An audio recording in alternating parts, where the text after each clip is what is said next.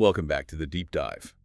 You know, there are some dates you just circle on the calendar, and for gamers, December 4th, 2025 was one of them. Oh, absolutely. The day Elden Ring Nightreign.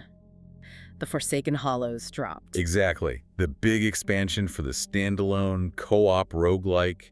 And let's be honest, the base game, as much as we love it, was starting to feel a little predictable. It was hitting that wall, yeah. The runs were becoming memorized routes, and that's sort of the death of a roguelike, isn't it? The community was definitely hungry for a real shakeup. And that's our mission for this deep dive. We're going through all the early reviews, the data mines, everything to break down the three big pillars of this $20 DLC. Right. We've got the new map, the two new Nightfarer classes, and of course that monster of a final boss. The Dreglord. Ugh. But the real question is, does this all actually shift the meta? Is it worth the price tag? That's what we're here to figure out. And if it finally solves that problem for both solo players and the hardcore co-op squads. I just need to know if my bleed build is officially dead. So let's start with the biggest change, the foundation for everything else, the new zone. Shifting Earth. The new battlefield. Shifting Earth. I mean, the name says it all, right? The sources are all raving about this new dynamic zone in Linveld. And we're not just talking about, like, shuffled rooms. No, this is a fundamental change.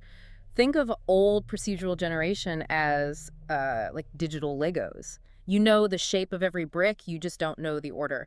This is different. So what does that mean for me, the player? If I'm running through and I see a tower I used as a landmark last time. That tower might still be there, but now there's a giant, impassable ravine in front of it, or that flat area you loved for kiting enemies.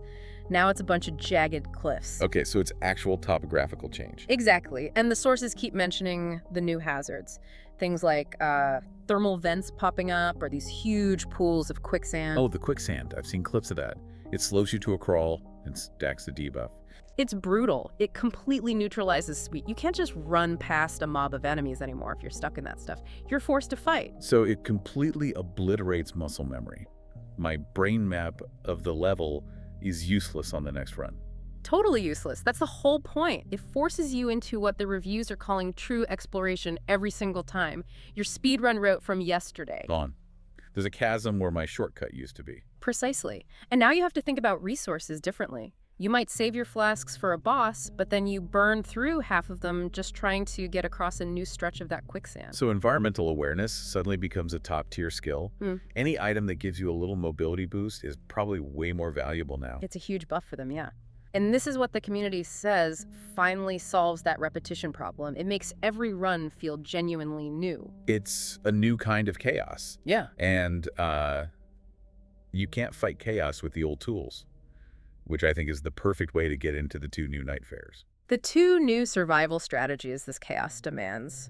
You either control it from a distance, or you become so tough you can just ignore it. Let's start with the one I'm immediately drawn to, the high-risk, high-reward glass cannon. Of course. Let's talk about the Scholar. The item bomber. He's listed as a support arcane debuffer, and his stats are just wild. 50 arcane to start, and high intelligence. Which means any status effect, bleed, frost, sleep, it's gonna proc almost instantly. He's a monster for debuffing enemies from the get-go. And it's a huge butt. Let's talk about his vigor. It's non-existent. I mean, the data shows he has the same base health as a level 1 wedge from the main game. So basically anything in the mid-game can two-shot you. Maybe even one-shot you. So it's a razor-thin margin for error. A very, very thin margin. But the trade-off is this core mechanic, Bagcraft. This is what makes the class, I think. It lets you carry double the amount of all consumables. Double the pots, double the perfumes, and it upgrades their potency, which then scales with that insane arcane stat. It literally turns your inventory into your primary weapon. Think about all those items you never used. Sleep pots. Right. They were so unreliable before. Now a scholar can just spam them and put a boss to sleep. Guaranteed.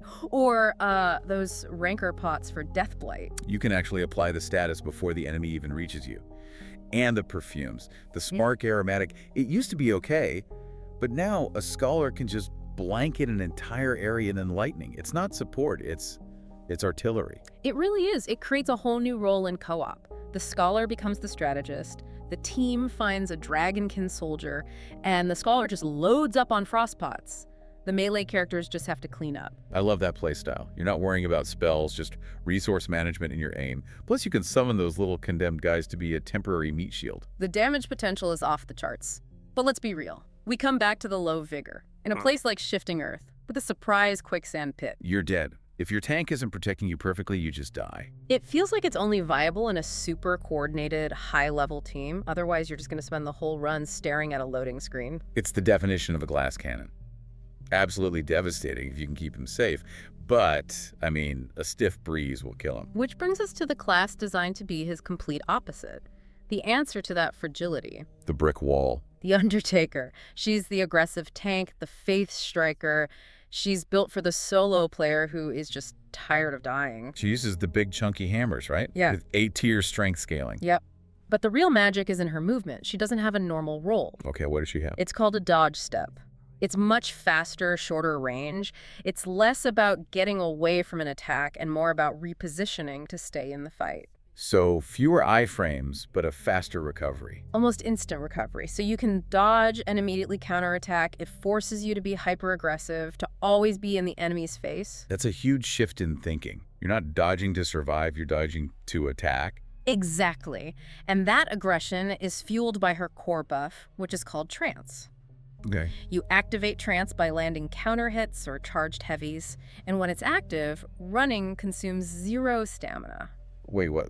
0? 0. In shifting earth, that's a game changer. You can just sprint across those huge open areas and still have a full stamina bar for the fight. It completely negates the traversal penalty, but that's not even the best part. While in trance, her poise goes through the roof. She becomes incredibly hard to stagger. The poise monster. That's her nickname, yeah. A normal build might have, what, 70 poise? The Undertaker in trance can get over 120. She can eat a hit from a boss's great sword and not even flinch. She just keeps swinging. So she's not trying to avoid damage. She's deciding which hits she can afford to tank so she can land her own massive hammer swing. It's all about trading blows and winning the trade. Yeah. And that's why the sources are all saying she's the new best class for solo players. She's just so self-sufficient. She's a walking fortress. Okay, but I have to push back a little. Is she really that OP? Sure, she can tank a physical hit, but what about status effects? Rot? Frostbite? Poise doesn't help you there. That's her Achilles heel for sure. Her resistances are just average. If she gets hit with a big burst of frost, she's still going to get staggered and take massive damage. Right. Whereas the Scholar, with his Bagcraft, can just carry a ton of curing boluses. He's actually better equipped to handle specific threats like that. The Undertaker feels a bit like a one-trick pony. I'd say she trades flexibility for incredible reliability. For most of the game, she's a rock. The Scholar is a variable. A very explosive variable. So it sounds like the Undertaker owns the solo meta, and the Scholar creates this essential new slot in the co-op meta. I think that's a perfect summary. Both are answers to the chaos of shifting Earth. And now we have to talk about the final exam for both of them. The thing at the end of the run designed to break these new classes, and the players behind them. Let's talk about the Dreglord. The Dreglord. The community is already calling him the Run Ender. And for good reason. Forget how he looks for a second, which is, a terrifying crawling thing with his face in the skybox. Which is horrifying. It is, but the mechanics are the real horror. His entire design is based on chaotic, erratic movements. This is the part I really want to dig into. The sources all agree his movements are designed specifically to punish panic rolling. Yes. Your muscle memory from hundreds of hours in this genre is to see a windup and immediately dodge. If you do that with a Dreglord, you will get hit. Every single time. Because the actual attack comes out at a weird delayed timing. Exactly. He'll do this big threatening lunge, you'll roll away, and then the real hitbox will activate a full second later, catching you right at the end of your roll when you have no iframes. I've heard there's even a phase later in the fight, like a phase 3, where he starts inflicting some kind of blindness. Is that true? It is. It's not a full screen blackout, but it's this swirling, vision-obscuring fog that fills the arena. So you have this boss with deliberately erratic timing. And now you can barely see him to even try and time the dodge? Yeah. That sounds less like a skill check and more like it's just unfair. I can see why it feels that way. It's incredibly frustrating at first. But the design philosophy seems to be about breaking instinct and forcing observation. The blindness isn't total. You can still track his silhouette. Barely. Barely. But it forces you to stop relying on visual cues and start listening. His audio cues during that phase are perfectly consistent. The sound of his claws scraping the ground tells you exactly when the real attack is coming. So you have to unlearn how to see the fight and relearn how to hear it, all while he's moving in a way designed to trick your eyes. The massive skill gate. And it validates the two new classes perfectly. The Undertaker can just activate trance and try to poise through some of the hits. You don't need to dodge if you can't be staggered. And the Scholar can just fill the arena with condemned allies and pots to keep him distracted, buying space and time. It's genius in a way. It's a boss that you can't just beat with good reflexes, you have to beat it with your brain. But is it genius or is it just bad design? I think the community is going to be debating that for months. It sounds like a marathon of concentration for sure. So, to wrap it all up, the Forsaken Hollows is a huge success. The Shifting Earth finally solves the repetition problem. The new classes completely split the meta into these fascinating new roles. And for $20, the verdict from everyone seems to be that it is an absolute must-have. The amount of content and the sheer innovation to the formula easily justify the cost. Which brings us to our final thought for you to chew on.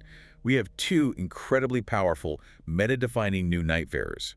The Scholar, who can control the entire battlefield with items, and the Undertaker, who is a nearly unstoppable solo tank. One of them is getting nerfed first. Oh, absolutely. The question is, which one?